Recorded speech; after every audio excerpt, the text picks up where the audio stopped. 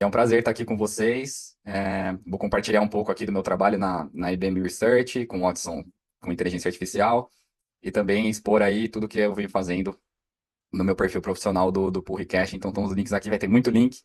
Então, gente, o convite hoje foi para a gente falar um pouco da IA generativa, especialmente do produto da IBM, que é o WatsonX.ai, e também tem muito de open source e tentar fazer aqui uma apresentação bem mão na massa, mostrar bastante código, bastante ferramenta, diferente aí da outra que o Jean e Felipe veio fazendo lá no TDC em Porto Alegre. Tá? Então, assim, acho que eu assisti algumas palestras aqui dos outros dias. A IA generativa já é uma realidade, né? 2023 foi o ano que, que revolucionou aqui com o chat GPT, expondo um grande modelo de linguagem, né? é, Ao público numa interface de chat. Então, foi uma iniciativa de grande coragem e que o impacto é inegável aqui. E já em 2023 mesmo, né? Eu costumo brincar que foi a década de 2023, né? Que aconteceu tanta coisa no ano, já virou questões de imagem e com isso todas as polêmicas que traz, com viés, com brincadeiras e com a foto da jaquetona do Papa, por exemplo, que a gente, naquele primeiro impacto, a gente não sabe se é verdade ou não, e aí questões políticas que vêm com isso. E tá pra gente, né, que é mais na área de desenvolvimento também, os copilotos de código, para ajudar a gente a escrever, entender, explicar código. Então vai mudar, já mudou, né, não vai, já mudou. Aí, nem atualizei meu slide aqui, mas já teve aí nas semanas passadas o lançamento do Sora, lá da OpenAI, que gera vídeo. Mas aqui minha referência de vídeo era o Fábio Akita, que é um, que é um cientista de computação também, faz vídeos muito legais no YouTube. E esse vídeo aqui em especial que eu botei o link, ele foi todo gerado por IA. Então ele usou lá, assistindo lá o vídeo, ele explica qual. Ele usou uma desses milhares de aplicações que surgiram para deu os vídeos dele como input, né, para treinar o modelo e passou o roteiro e gerou um vídeo de 15 minutos aí, praticamente só fornecendo o roteiro. Né? Só não, porque a gente acha que não vai ter trabalho com essas ferramentas, mas tem o trabalho ainda humano de criatividade, do roteiro, de tudo que vem é, potencializado por essas ferramentas. Bom, eu, falando um pouquinho de mim aqui, eu sou engenheiro de software, desenvolvedor na IBM. Eu sou aqui de Campinas, eu vi aqui esse grupo mais focado em Porto Alegre, mas eu ouvi as outras apresentações, ouvi sotaque de todo lugar, então vai ter um pouco o sotaque meu aqui, meio caipira do interior de São Paulo. Sou cientista da computação e mestre pela Unicamp e trabalho na IBM faz 18 anos já, 10 na IBM Research, que é a área de pesquisa. Tive já o privilégio de ficar 2 anos e meio lá em Yorktown Heights, no norte de Nova York, na central da IBM, então vivi lá toda a parte de inteligência artificial em loco. E no último ano eu estou trabalhando no time de Watson X na parte de plataforma engineering, ou seja, na plataforma que roda os modelos na nuvem, que é as ferramentas que eu vou falar um pouquinho aqui para vocês. Então, quem quiser contato pessoal comigo, eu tenho um hot site aqui, alambras.com.br. E o que eu sou mais apaixonado, além de toda a tecnologia e inteligência artificial, né? Minha esposa, meus filhos e meu time do coração, que é o Guarani Futebol Clube, sofrimento aqui total, é, é o trabalho de comunidade. Também já dei aula em algumas faculdades daqui da região, mas veja que eu estar aqui hoje é fruto de um trabalho de comunidade com o TDC. Então, ter ido para Porto Alegre apresentar abriu essas portas para mim, e é isso que eu e Matheus, meu parceiro de comunidade técnica interna da IBM. Então, nós estamos há um ano e pouquinho já liderando o TLC, que é a nossa comunidade interna, que a gente faz esse trabalho também que vocês fazem aqui dentro da IBM, que é um universo enorme, né? Para vocês terem ideia, a gente tem 3.000 participantes dessa comunidade, mais de 200 ativos rodando alguma iniciativa, ou coordenando, ou participando. Então, a gente resolveu abrir a nossa eminência técnica para fora nesse canal Purricast aqui, fazendo uma alusão aos pull requests de colaboração open source, e vai surgir muito aqui esse link. Então, meu canal externo profissional está pelo Purricast, e pessoal é mais pelo LinkedIn mesmo, quem quiser me adicionar.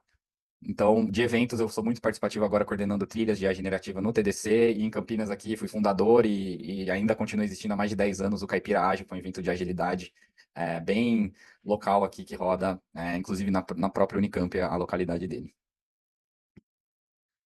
Acho que eu já comentei aqui, esse é o canal Podcast, então convido a todos a se inscreverem lá no YouTube. Tá? A gente também tem, além de vídeos, como espero esse, está colocando lá como um tutorial, a gente tem 20 episódios. Então, para quem está começando a carreira, quem está estudando, acaba sendo muito legal, porque são 20 profissionais diferentes, de diferentes senioridades, diferentes áreas da TI.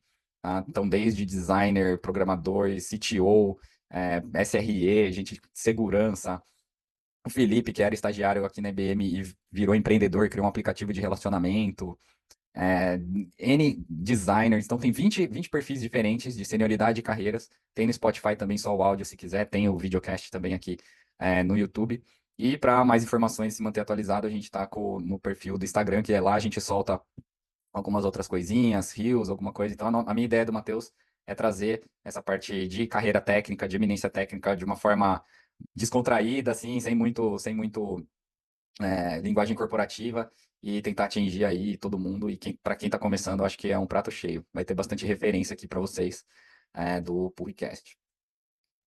Já tem uma aqui, né? Então, no ano passado, quando a gente gravou os últimos 15 episódios, a gente fez uma revisãozinha de IA generativa, tá lá esse vídeo também gravado, e a gente criou uma playlist com cortes dos convidados, dos 15 convidados do ano passado, porque, como foi o ano do ChatGPT, a gente acabou vindo o assunto para todos de qual impacto está tendo no seu dia a dia. Então, temos 15 depoimentos diferentes de pessoas falando qual foi o impacto, que ferramentas usou, ou para que tipo de atividade do dia a dia automatizou ou usou o ChatGPT. Então, confere lá também. E aí, um dos trabalhos de comunidade que eu fiz, que a gente faz, né, pela comunidade técnica da IBM, é o Tech Nights. Então, o Tech Nights é um evento que roda. Essa já foi a 12ª edição. Essa em particular foi em São Paulo. Foi a primeira que a gente conseguiu transmitir ao vivo no YouTube, está lá gravado. Então, o que eu vou passar aqui para vocês é um conteúdo um pouco mais prático do que eu passei lá. E vou deixar referências para quem quiser assistir a parte de introdutória com mais detalhes. Tem uma revisão de inteligência artificial, machine learning, deep learning. E essa parte de Watson X e posicionamento da IBM eu vou aprofundar um pouco aqui, tá? Que foi também um pouco que o Felipe e o Vini viram lá no TDC em Porto Alegre, só que lá era um toque de 25 minutos, então lá foi super corrido, foi meio um resumão. Depois tem um link também para apresentação lá do TDC. Mas aqui é a parte que eu gosto agora, de mostrar código, mostrar ferramenta, então espero ser bem mais prático aqui do que foi nos outros. Então fica aqui a referência para vocês verem. Sou eu lá, ó, eu tô até com a mesma camiseta, foi semana passada, tá quentinho aqui esse conteúdo do Tech Nights. Então, casando tudo aqui, casando IBM, Tech Nights, TLC, Purricast. Eu gosto de trazer esse slide novamente, porque todo lugar que eu estou falando de inteligência artificial ainda tem muito essa impressão de que é um negócio novo, muito novo, surgiu agora. E não é, né? A teoria já vem desde lá da década de 50, com Alan Turing, e passou por vários que chamam verões e invernos, que é a questão da tecnologia, permitiu o avanço da inteligência artificial e também os investimentos na área. Não vou entrar nesse detalhe, mas eu queria aqui só salientar dois pontos de que a IBM entra, tá? A IBM, deu para ver que eu trabalho há muito tempo lá. Eu sou apaixonado pela IBM porque eu costumo dizer que eu não trabalho numa empresa de tecnologia, eu trabalho numa empresa que é a tecnologia. Então a IBM praticamente inventou tudo que a gente usa hoje em dia de computador, processador, memória, monitor e continua inventando. Então é um privilégio para mim trabalhar nessa empresa e principalmente ter é, vivido alguns momentos desse já como parte da empresa. Então, os dois marcos principais aqui é o Deep Blue em 97 e o Jeopardy com Watson, que surgiu toda essa marca Watson de inteligência artificial em 2011. Tá? Então, mesmo a própria IBM, para você ver, para um projeto ir a público em 2011, ele é um projeto de alto investimento, de anos de investimento e de centenas de pessoas. Então, pelo menos aqui, chuto que em 2005, provavelmente já começou investimentos pesados em AI, mas não é só a IBM, né? Em 2016 tivemos o marco também do AlphaGo, da DeepMind, né? Que também foi. Vê que tem dois jogos aqui, né? Tem xadrez e o AlphaGo, então a gente usa bastante jogos para essas demonstrações. E aí, 2022, todo mundo sabe a história, eu não preciso repetir. Lá na minha apresentação do Tech Nights eu falei bastante desses exemplos, então não vou gastar muito tempo aqui. Então, Deep Blue foi um jogo de xadrez e a IBM, nesses dois casos aqui, desafiou pessoas reais nos três, né? Eu adicionei esse projeto Debater aqui em 2019, que eu falo já um pouquinho, desafiou pessoas reais para, vamos dizer, enfrentar máquinas. O Deep Blue, o xadrez, é mais um sistema de probabilidade, de regras, então é mais uma computação massiva do que uma inteligência artificial por si só. Então, o resultado aqui foi o Deep Blue, que é um supercomputador, uma arquitetura de supercomputador. Já o Watson, não. Aí é processamento de linguagem natural mesmo, de perguntas e respostas. Então, o que eu gosto de salientar aqui é que dá para ver que os sistemas de IA eles são probabilísticos, então toda resposta vem com uma acurácia ou precisão, dependendo do tipo de arquitetura que você está usando. E aí essa linhazinha branca aqui é a tomada de decisão. É o threshold que a gente chama, né? Se passar, que isso é configurado por nós, quem vai usar o sistema de inteligência artificial. Então, se a probabilidade aqui for menor do que essa linhazinha branca, o sistema opta por não responder, aqui no caso do jogo, né, que ele está competindo com humanos. Eu injetei esse daqui, o Whey foi um projeto que eu participei, foi um dos meus primeiros projetos aqui na IBM, da área de pesquisa no Brasil, e foi pura machine learning para análise de sentimento em texto em português. Então, naquela época, há 10 anos atrás, 11 anos atrás, não existia ainda modelos de IA que processavam texto em português, que entendiam análise de sentimento, que extraíam entidades. Então, aqui você vê que a gente extraía a entidade de qual time está falando o texto, na época era do Twitter. Então, também tem uma apresentação que foi gravada no TDC, ó, o TDC aparecendo aqui de novo, que foi, se não me engano, em Porto Alegre também, em 2014. Então, foi gravada essa apresentação, tá lá aqui no link. Então, vou deixar para vocês assistirem lá. E em 2019, o projeto Debater, que não foi muito divulgado, também foi um projeto de IA, de processamento de linguagem natural, que foi a público. E aqui é um debate, então aqui a inteligência artificial em si, além dela gerar o texto, então eu já posso dizer que era uma IA generativa aqui, ela também fazia o texto para a voz em tempo real. Então esse totem preto aqui que vocês estão vendo no meio é a voz da IA que está rodando por trás, que fazia o debate aqui com uma pessoa, um campeão de debates lá dos Estados Unidos. Então, esses são os marcos mais importantes que eu vejo a IBM em inteligência artificial. Aqui, lá num daqueles vídeos de revisão do podcast, a gente fez um resumo de inteligência artificial. Esse aqui não é para ler, tá? Tá aqui o link também para baixar isso. É mais um resumo da cebola da inteligência artificial. Ontem eu assisti a apresentação também da Red Hat, ele falou disso, né? Inteligência artificial é tudo, machine learning, deep learning, os modelos, é, os LLMs, né? Que a gente chama aqui de foundation models, de IA generativa.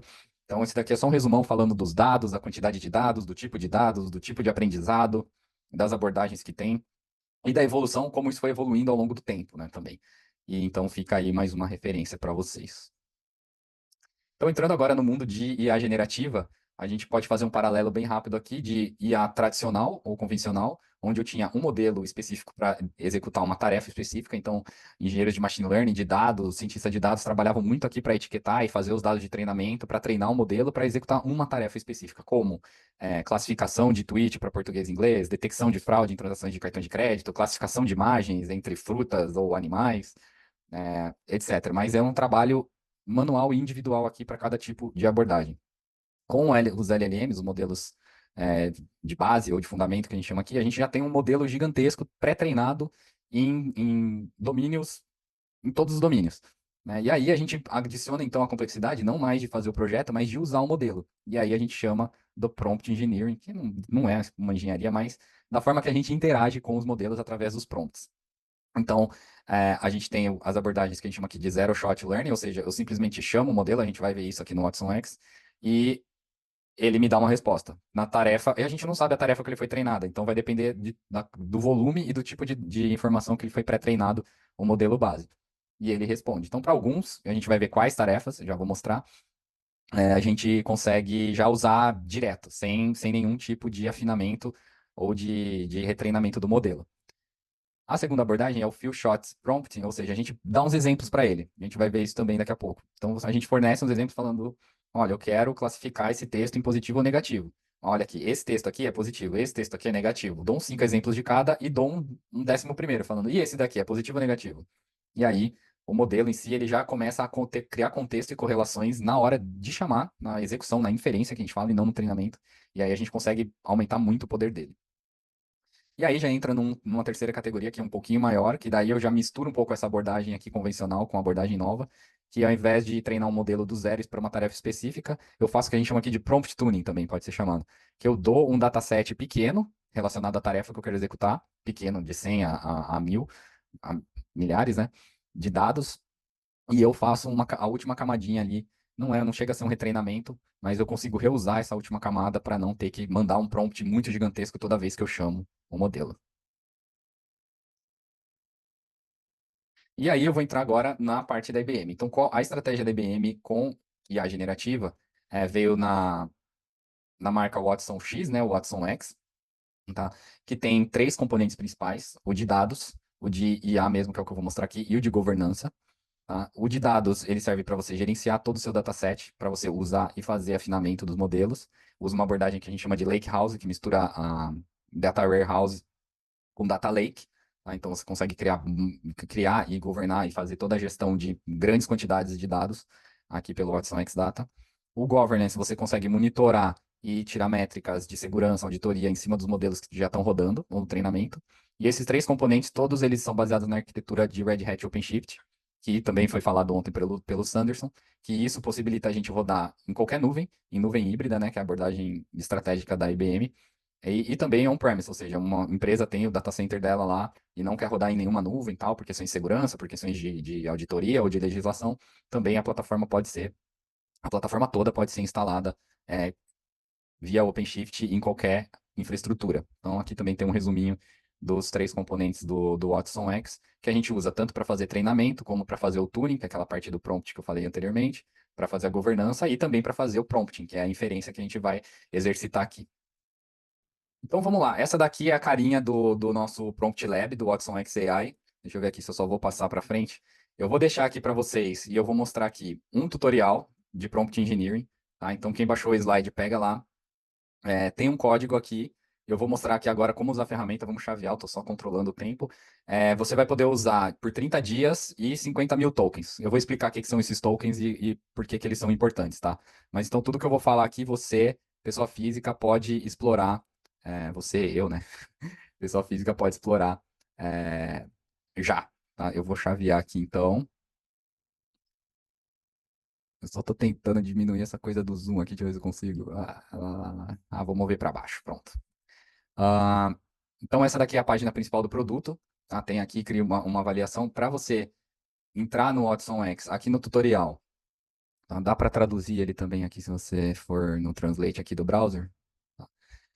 No tutorial, ele vai ter alguns capítulos. Esse eu vou deixar de lição de casa para vocês. A gente não vai fazer eles aqui, até porque em 1h30 não dá tempo.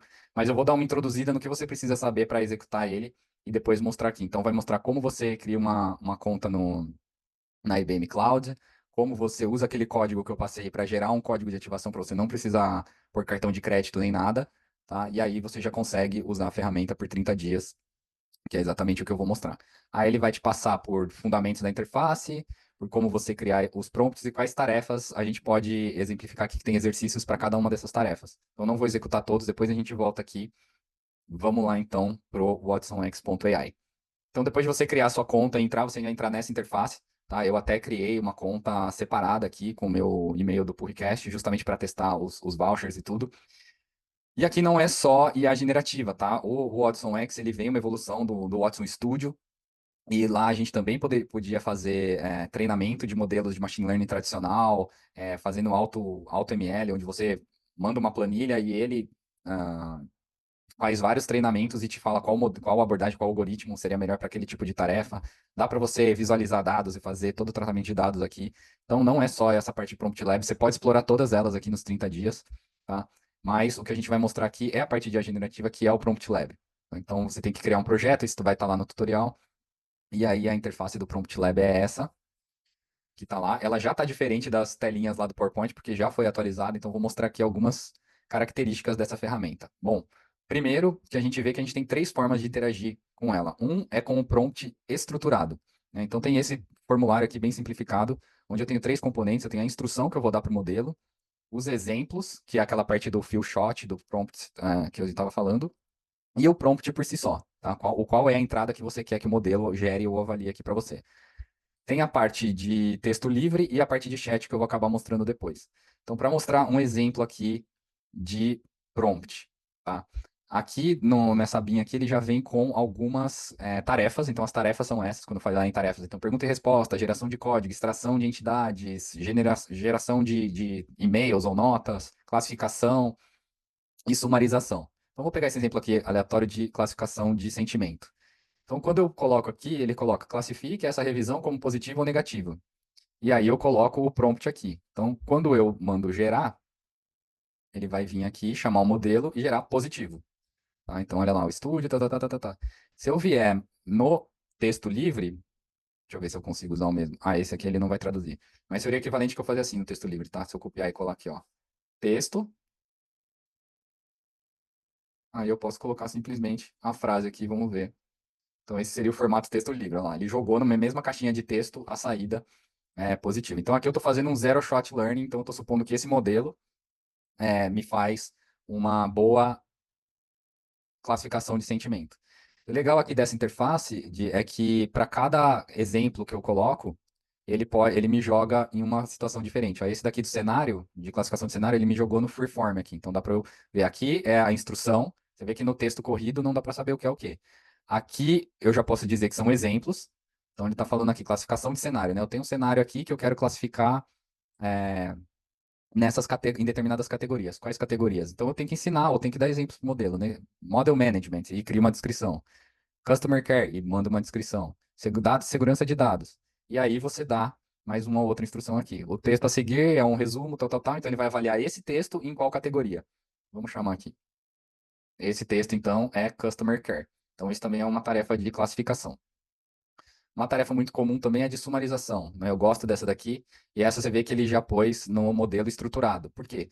Porque ele vai dar instrução, escreva um breve resumo das transcrições dessa reunião. Mas o que é transcrição de reunião? O modelo não vai saber, ou não necessariamente vai saber exatamente como a gente quer. Então a gente provê exemplos. Então a gente dá transcrição, sumário, transcrição, sumário. Esse aqui eu estou dando dois shots, dois exemplos apenas. E aí eu copio e colo aquela transcrição gigantesca da reunião que eu fiz agora e peço para ele resumir, por favor, em um parágrafo ou em alguns parágrafos. E aí eu posso simplesmente ler esse parágrafo aqui em 30 segundos e sei o que aconteceu naquela reunião. Então, essa é a tarefa de sumarização. Tá? Também posso fazer em Freeform ou aqui no, na ferramenta de prompt. O que eu ia explicar com relação a tokens, tá? Toda vez que a gente usa um modelo de linguagem, a gente está mandando texto, mas por trás dos panos ele está traduzindo para números. Os números são o que a gente chama de token. Tá? Cada modelo, né, e aqui na plataforma a gente vai ter modelos que podem responder 4.000, não sei se dá para ver aqui, deixa eu dar um zoom. Aqui embaixo eu estou mostrando, ó, modelos que respondem com 4.096 tokens e com 2048 tokens. Isso significa o quê? É uma soma dos tokens que eu estou mandando, porque ele precisa traduzir o texto para os números, para os tokens. E não é uma tradução, cada modelo tem um tokenizador, que a gente chama, um tradutor. E não é palavra por palavra, tá? Não é um token uma palavra. Existe uma formulinha aí que, na média, um token seria 4 palavras, para a gente fazer uma conta assim, meio rápida. Então veja que nesse a gente usou do nosso crédito, os nossos 50.000 créditos de teste, a gente usou aqui no caso 1.600 tokens para fazer esse prompt aqui. Porque a gente mandou 1.600 na entrada e ele gerou 51 em 2,9 segundos. Tá? E aqui ele fala qual foi a razão que ele parou, né, a geração.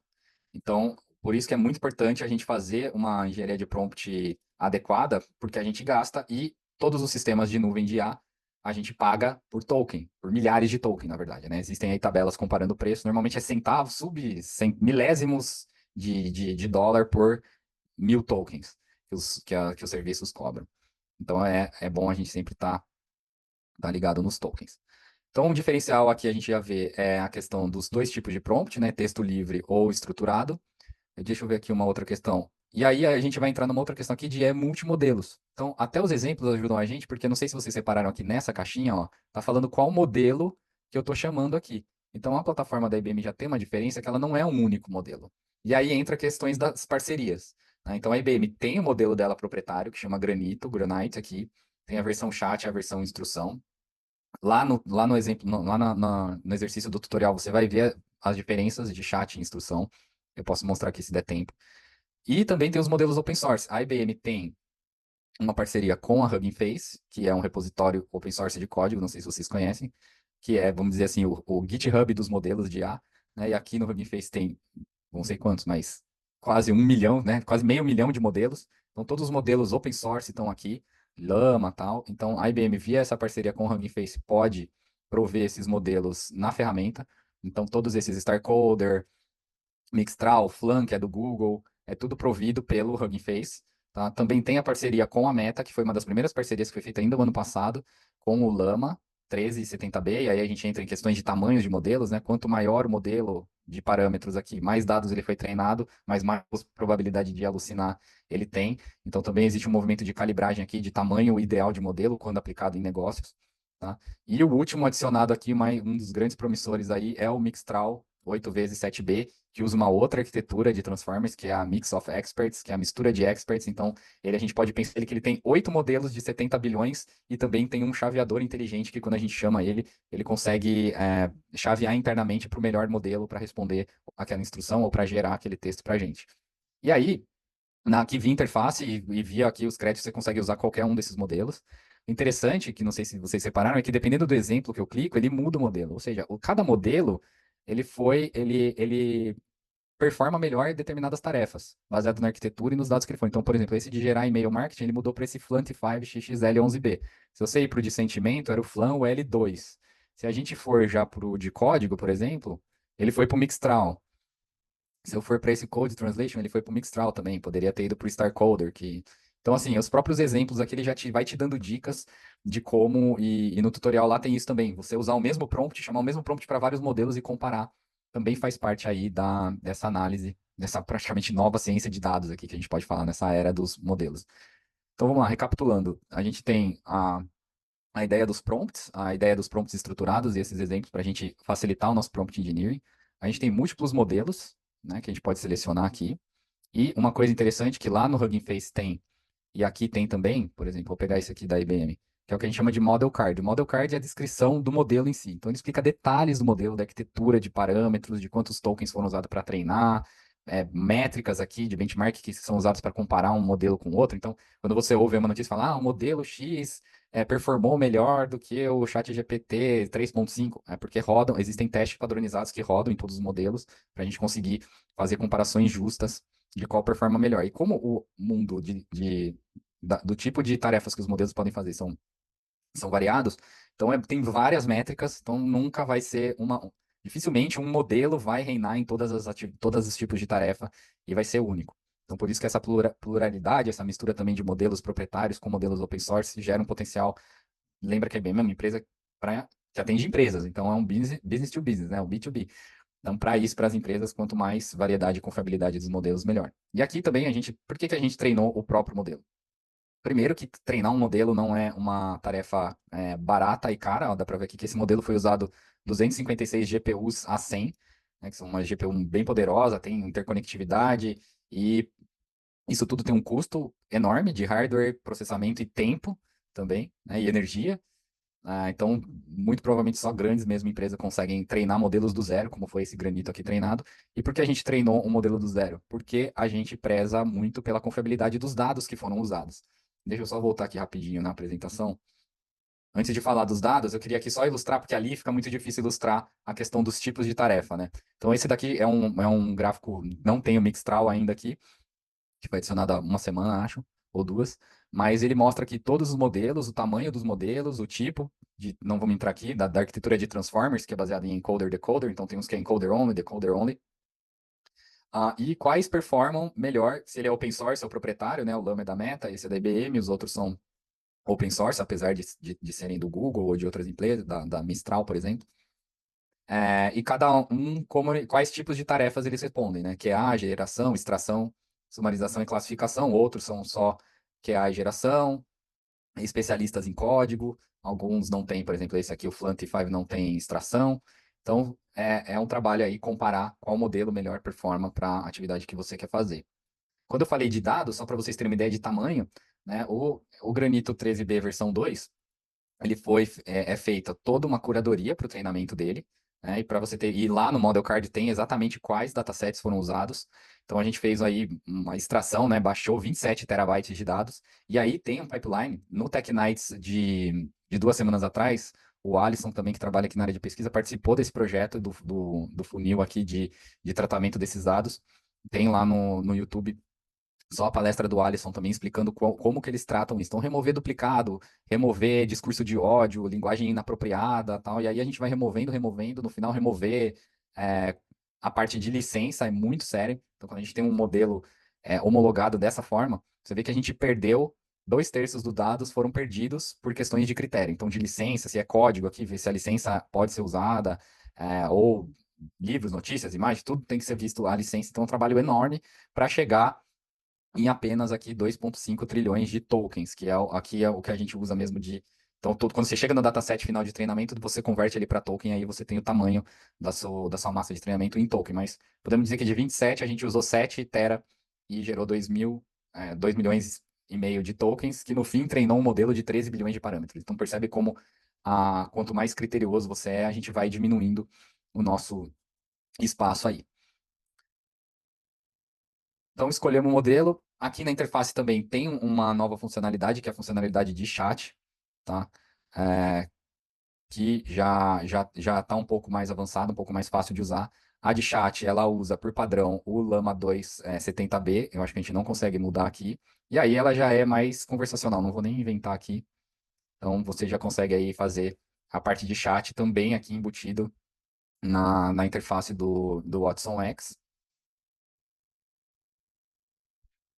E uma coisa legal, e que eu costumo sempre falar, quem já programou com chat e LLM, né, você vê que aqui na interface, a interface é muito simplificada, justamente para facilitar o uso e a acessibilidade de qualquer pessoa usar uma interface de conversacional.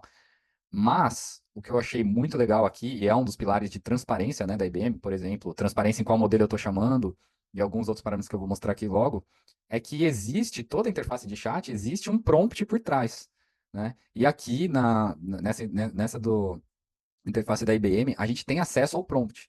Então, isso daqui, então, quando a gente está mandando ali aquela frase para o modelo, na verdade, a gente está mandando esse texto, essa instrução, da mesma forma lá nas outras interfaces de estruturada e de texto livre, que a gente escreve a instrução, a de chat também tem uma instrução por trás, tá? Falando aqui que ele é um respeitador assistente, e que não deve fazer tipos de resposta tóxicas, racistas, sexistas.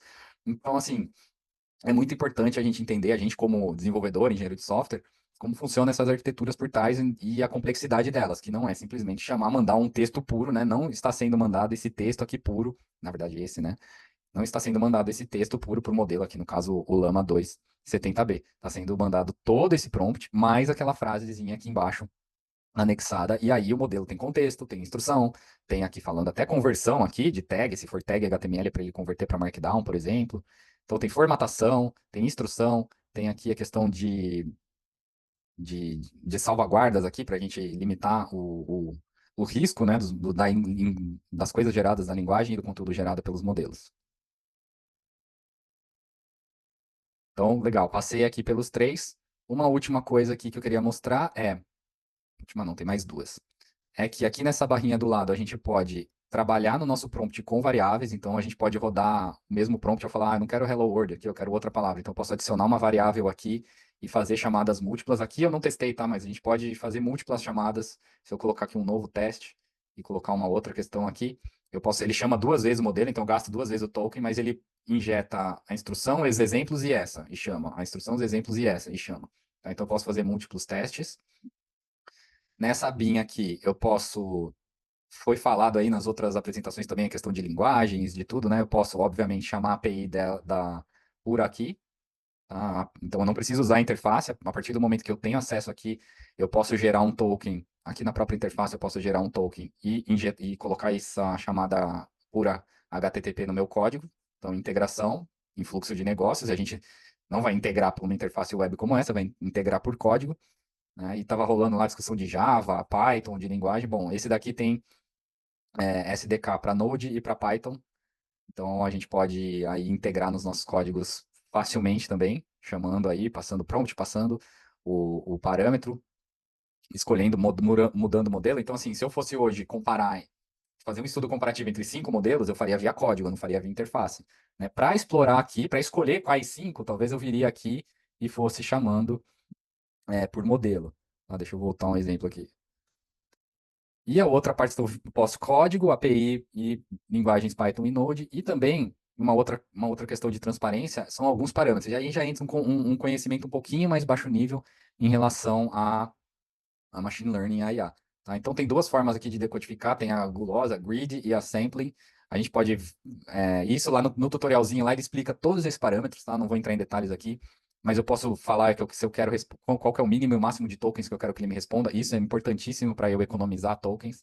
Então, um exemplo, se eu estou fazendo aquela classificação de positivo ou negativo, eu só preciso de um token. Então, eu não posso vir aqui e colocar um. Não quero que ele fique alucinando, porque às vezes ele pode repetir. Então, tem modelo que vai falar positivo, positivo, positivo, vai falar positivo 50 vezes, e aí eu vou gastar 50 tokens. Ou posso pôr critérios de parada, por exemplo, eu posso pôr enter aqui e falar, ó, se tiver dois enter, se tiver uma quebra de linha, você para. Ou seja, eu só quero o primeiro parágrafo da resposta. E se eu pôr sampling aqui, eu ainda posso falar a temperatura, esses são os valores padrões, tá? Temperatura a gente pode relacionar com o tanto que ele vai ser mais criativo. Então, quanto maior aqui, mais criativo, quanto menor, mais determinístico. Top K e top IP também vai, vai variar ali na próxima palavra que ele vai escolher. Lembrando que o LLM, no fim, é um modelo de autocomplete, né? Ele está sempre adivinhando qual que é a próxima palavra, e esses dois tops aqui a gente pode calibrar que tipo de probabilidade que a gente quer que ele use na seleção das palavras. Então, parâmetros. Então, a gente pode ir calibrando aqui, testando com o mesmo prompt. Vamos fazer um testezinho aqui. Vamos pegar esse daqui, que é um de fazer um resumo de uma ligação. Vamos chamar esse daqui no flan ali. Ah, eu pus um token só, tá vendo? Ele só gerou we. Vou por 100.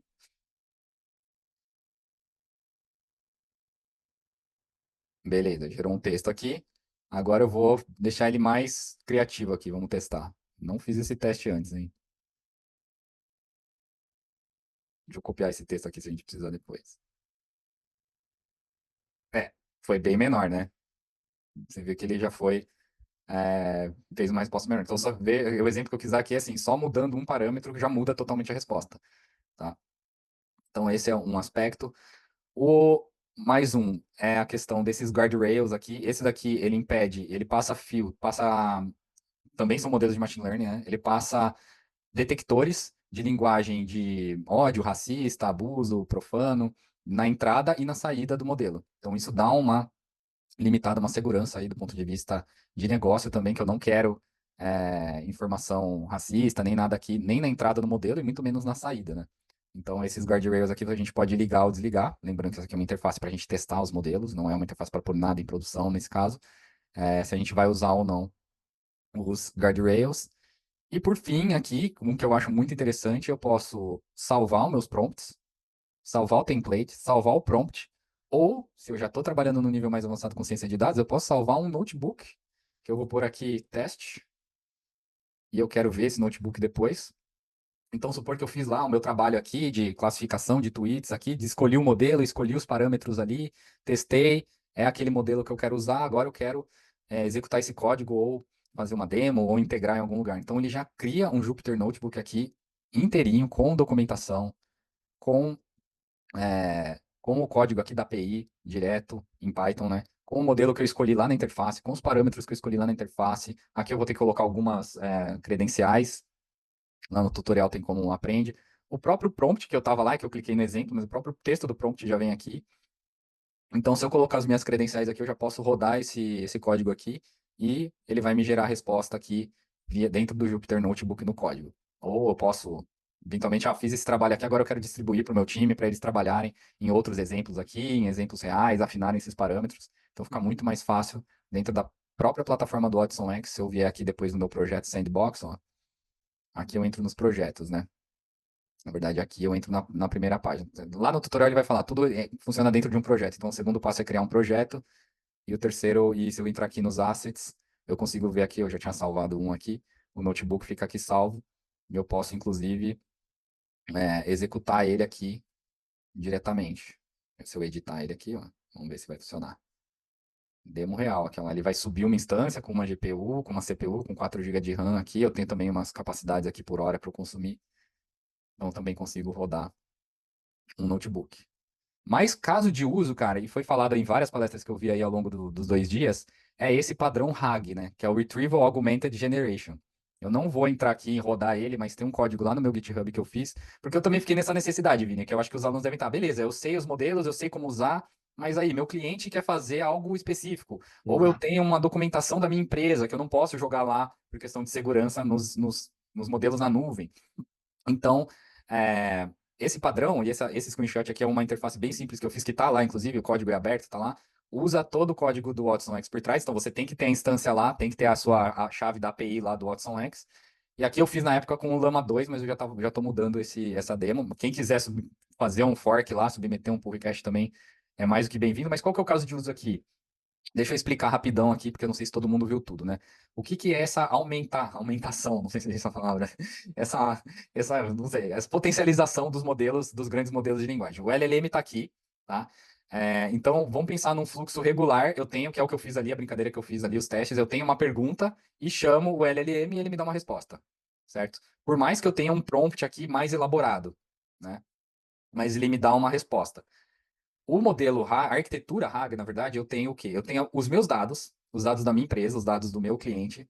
Aí eu tenho que passar por um processo de embeddings, que a gente chama, que é a tradução desse texto para tokens e guardar isso num banco de dados. E no caso aqui é um banco de dados vetorial, imagina que é uma coluna cheia de números.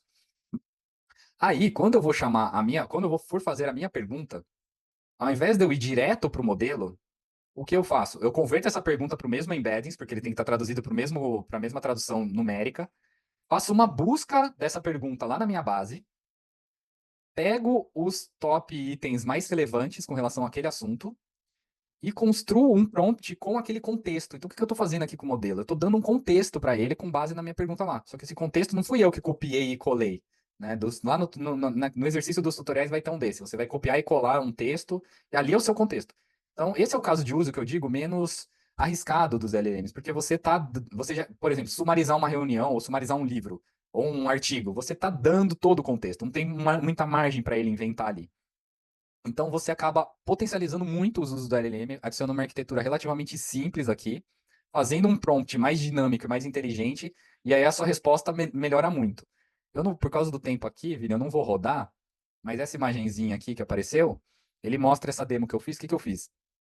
A interface eu posso prover um PDF, no caso eu pus um artigo de inovação aqui, tá? Então o código que está aqui faz exatamente aquilo que o diagrama mostrou, ele extrai o texto do PDF, faz os embeddings e guarda no banco de dados vetorial. E aí, quando eu fui fazer essa interface de chat, eu fiz uma dupla chamada. Então, ao invés de eu chamar um modelo só, eu chamo duas vezes. Então, a minha pergunta foi muito simples. Qual é o assunto principal do documento? Se eu chamo direto o modelo, se eu faço aquele caminho de baixo ali do meu diagrama, ele responde, sou um assistente prestativo, tá, tá, tá. O objetivo é o processo de reconhecimento de padrões, tá, tá, tá. Ou seja, ele não tem o contexto. O que é o que é o documento para eles? Ele me deu uma resposta aqui que eu posso falar que ele está alucinando, mas não tá, é que ele não sabe o contexto da minha pergunta, né?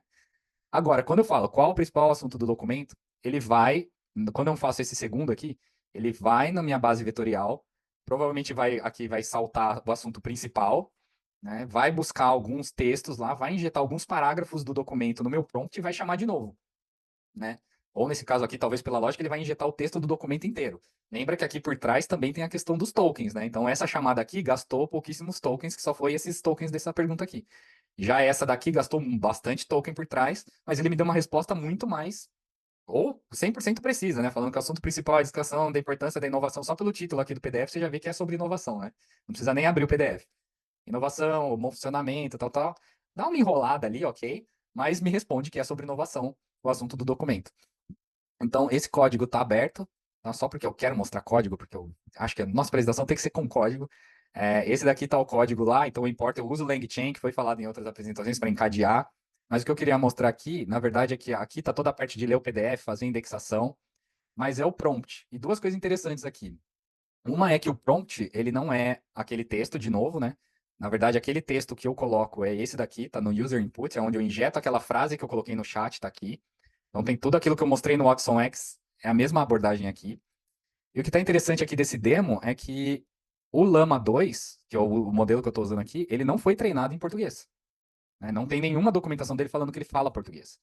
Mas simplesmente eu fazendo esse experimento aqui de trocar aquele prompt por esse daqui, e veja que eu escrevi aqui, ó, responda em português brasileiro. Eu mandei um prompt em português, óbvio que a minha pergunta aqui tem que ser em português para não confundir o modelo, né? Eu ainda coloquei aqui duas vezes, ó, traduza sempre a resposta para o português brasileiro. E no final ainda coloquei de novo, porque nos meus testes às vezes não estava traduzindo muito bem. É, E aí eu consigo falar, né? Acho que lá no TCC Porto Alegre alguém fez essa pergunta, né? Mas, pô, como que ele fala português? Bom, os modelos foram treinados com bilhões, trilhões de dados, de instância de dados baixados da internet. Então, qual é a probabilidade de ter texto em português, espanhol, chinês e outras línguas nesse massa de dados? Enorme, óbvio. A maioria da massa de dados vai ser em inglês, mas você vê aqui que, mesmo essa pergunta aqui que eu fiz direto ao modelo, ele ainda respondeu em português, né? Então, ou seja, agora já tem modelos que são multilínguas, que já foram balanceados os dados em outras línguas. Então, toda essa acurácia dos modelos generativos foi melhorando e está melhorando muito. Cada semana aí, dia, lança modelos melhores para determinadas tarefas e línguas. Antes de você ver como vai começar, tá, eu preciso fazer aqui, que eu vi os outros fazendo também, Vi, então eu vou fazer também, que é uma coisa até rara, porque eu trabalho lá na área de pesquisa e a gente tem duas carreiras, né, de pesquisador e de engenheiro de software, que é onde eu tô. E o meu time mesmo está crescendo, que é o time de Cloud Platforms aqui, Cloud AI Platforms. tá? Então a gente está com vaga aberta, a princípio para São Paulo, Campinas e Rio, tá? Porque tem que ter um fator ali presencial ainda, mas tem outras vagas de que podem ter outras localidades, tá? Então essa específica aqui é do meu time. Então você entra lá no IBM Carreiras, nesse link aqui, tá filtrado por Brasil e pela área de pesquisa, tem só de front-end, tem mais baixo nível para quem quer trabalhar com otimização de GPU, por exemplo. Tem AI Engineering, que é quem vai trabalhar com Machine Learning, Deep Learning mesmo. A minha aqui é para trabalhar com. O exemplo do RAG é muito característico do que eu faço, né? Que é o sistema em volta do modelo. A gente usa o modelo, chama o modelo, e se você tirar aqui o de pesquisa, também vai aparecer as mais de 100 vagas que tem na IBM Brasil, em todas as áreas aí, em todas as regiões. Então fica o convite aí para vocês visitarem as vagas da IBM. E agora, então, a gente entra na parte final, por onde começar. Tá? As outras empresas também têm, a IBM tem a plataforma Skills Build, que é onde tem inúmeros cursos gratuitos e com certificação na forma de badge, né, de credenciais digitais. Então, esse daqui, onde começa, Vini? Você está aí fazendo faculdade de qualquer coisa, de qualquer área de jornalismo, de direito, de qualquer coisa, faz esse curso de Fundamentos de Inteligência Artificial. Lá você vai ter introdução, vai aprender um pouco de Machine Learning, Deep Learning, vai aprender sobre ética, sobre o futuro, sobre essa questão de prompt. São 10 horinhas e você ganha uma credencial, posta lá no LinkedIn, me marca, para eu ficar feliz que você ficou sabendo daqui, por aqui. E é o começo, tá? O começo do começo é aqui. Mesmo quem fez aluno, eu fiz esse treinamento também, tá? Já fiz inteligência artificial há, sei lá, 15 anos na faculdade. Então vale muito a pena para fundamentar os conceitos. Então esse 10 horinhas. Ah, mas ali, beleza, não foi suficiente. Tem uma outra plataforma que chama Cognitive Class, que aí tem mini cursos mais específicos sobre ética, sobre o Watson X, sobre fazer chatbot. E o que eu recomendo é esse daqui, de 5 horinhas de Prompt Engineering. Tá, então vamos lá, recapitulando. Faz aquele tutorial que eu mandei com o código de 30 dias.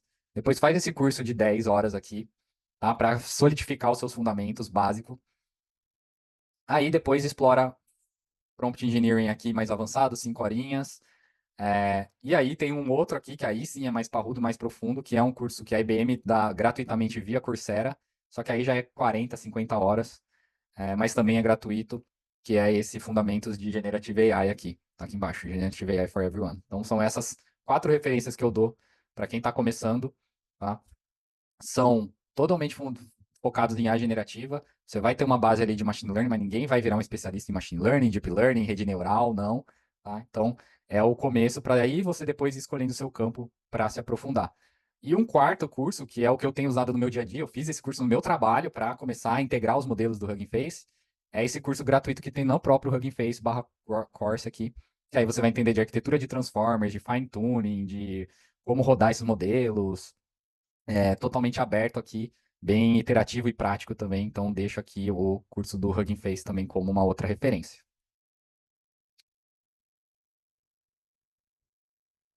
Para o futuro, saiu quentinho aqui esse link ontem, se não me engano, ontem, esse vídeo aqui, de uma outra área da IBM Technology, que fala das tendências de IA para 2024. Tá? Então, modelos multimodais, modelos menores. Então, assiste esse vídeo, tem legenda em português. A gente vai lançar já vou falar aqui em primeira mão, no Purricast lá, a gente vai lançar uma nova temporada que vai chamar Pull React, onde a gente vai assistir esses vídeos juntos e adicionar, e eu vou chamar outros especialistas, a gente vai começar a dar pitacos e fazer comentários em cima, por exemplo, de regulação ou de modelos customizados, integração, otimização de modelos, tem quantização hoje em dia, que é reduzir, tipo, dar um zip no modelo para ele rodar menor, usar menos memória. Então também aí fica essa dica das tendências lá. E o meu último aqui de referência é aquele papo que eu tive lá no TDC, aquele resumão que eu chamei de resumão de IA, também tá lá no YouTube. Eu também tive a honra de participar desse podcast aqui, que foi bem legal, dos hipsters, que eles são muito técnicos, eles comentam notícia toda semana, toda sexta. Então eu me atualizo por lá para saber os últimos modelos, as últimas polêmicas do mundo da IA. Eu tive aí o privilégio de participar desse episódio 42. Falei um pouco também, repeti aqui um pouco do que eu falei das coisas da IBM com relação a IA nesse aqui de podcast.